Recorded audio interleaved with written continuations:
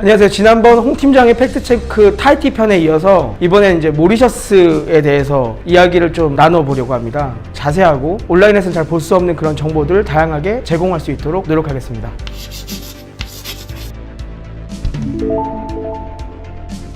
제주도만한 정도의 면적을 가지고 있고 우리나라에서 봤을 때 남반구에 위치하고 있어요. 적도 아래에 있는 섬이고요. 많이 좀 알고 있으신 마다가스카르라는 큰 섬이 있거든요. 아프리카 바로 옆에 그 섬 옆쪽에 있는 국가입니다.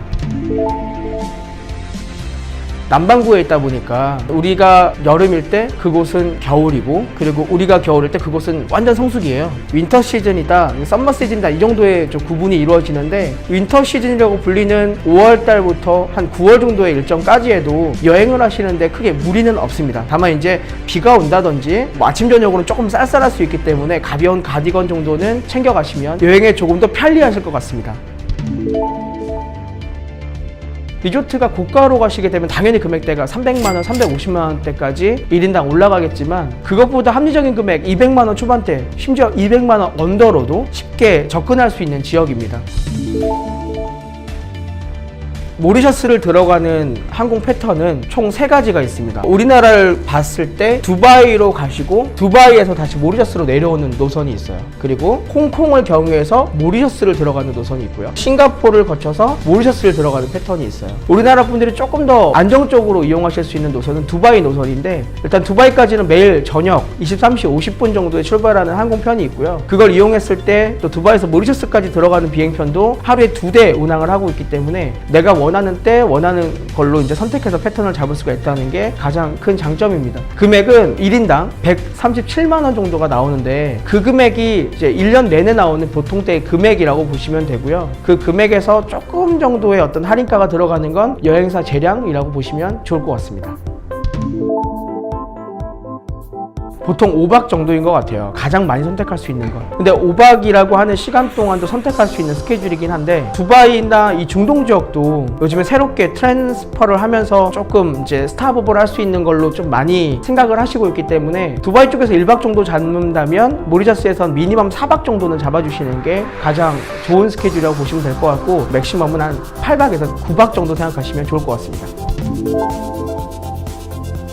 이 리조트의 특성들도 너무 다양합니다. 크게 보시면 이렇게 계란형 정도로 생긴 섬이라고 보시면 되는데, 이 섬에서 동쪽과 서북부 지역과 북부 지역, 서쪽 지역, 남쪽 지역의 특성이 굉장히 많이 달라요. 근데 그런 것들을 하나하나 특징을 잡아가면서 리조트를 고르는 게 쉽지가 않기 때문에, 그래도 경험을 해봤고 이 모리셔스가 어떤 느낌인지를 알고 있는 여행사 직원과 상의하시면서 선택하시는 게 조금 더 쉬워지실 거예요.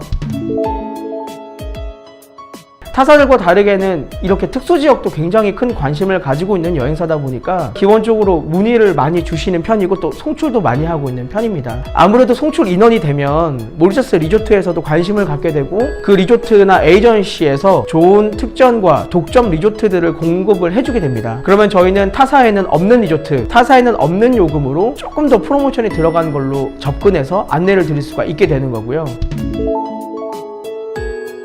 일단 까노니에 비치커머라고 하는 리조트는 모리셔스 지도를 봤을 때 맨상당 서북부 지역 그랑베이라고 하는 지역에 있어요. 근데 이 그랑베이라고 하는 지역은 두 번째 로큰 시내를 좀 가지고 있는 컨셉이거든요. 앞에 비치를 가지고 있고 펍이라든지 클럽이라든지 힙합 문화를 가지고 있는 그런 시내예요. 그 시내랑 접근성이 일단 좋고요. 그리고 레노베이션을 다 완료한 지가 이제 1년 정도 넘어간 리조트예요. 근데 이제 주의하셔야 될 건 뭐냐면, 럭셔리를 기대하시면 안 돼요. 우리가 어쨌든 외부 나가서 놀만한 컨텐츠들을 이용을 하실 거다, 근데 위치가 좋고 깔끔하고 금액이 좋은, 프로모션 좋은 리조트를 찾고 있다 라고 하셨을 때 선택하기 좋은 컨셉입니다. 럭스 그랑호브 같은 경우는 동쪽에서 북쪽에 있어요. 근데 이쪽 지역 같은 경우는 일단 비치가 굉장히 예쁘기로 유명한 곳이에요. 그리고 럭스 브랜드가 모리셔스에선 조금 큰 영향력을 가지고 있는데, 럭스 그랑호브가 그 중에서 가장 트렌디하고, 그리고 많은 분들이 요즘에 좀 선호하는 그런 인테리어 컨셉을 가지고 있어요. 그 객실 안에서 화이트 톤의 모던한 스타일, 약간 이런 걸 원하시는 분들이 굉장히 럭셔리하게 쓰시기 좋은 리조트거든요. 있거든요.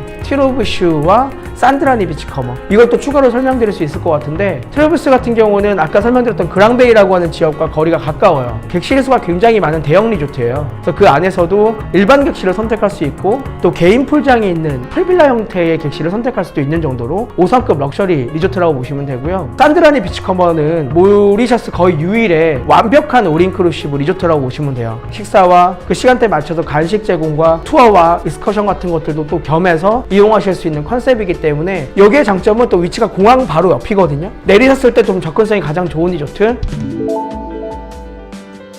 사파리에서 즐기는 쿼드바이크라든지, 사파리에 정말 살고 있는 사자를 만진다든지, 그 사자와 함께 걸어간다든지, 사자 꼬리를 잡는다든지, 약간 이런 식의 체험형 사파리가 가능하다는 것이 가장 큰 익스커션 중에 하나라고 보시면 될 것 같고요. 그 외에 물속에 들어가서 바이크를 탄다든지, 까타말란이라고 해서 정말 예쁜 바다 포인트로 나가는 요트 체험 같은 게 있거든요. 거기 가시면서 스노클링도 해보시고 낚시도 해보시고.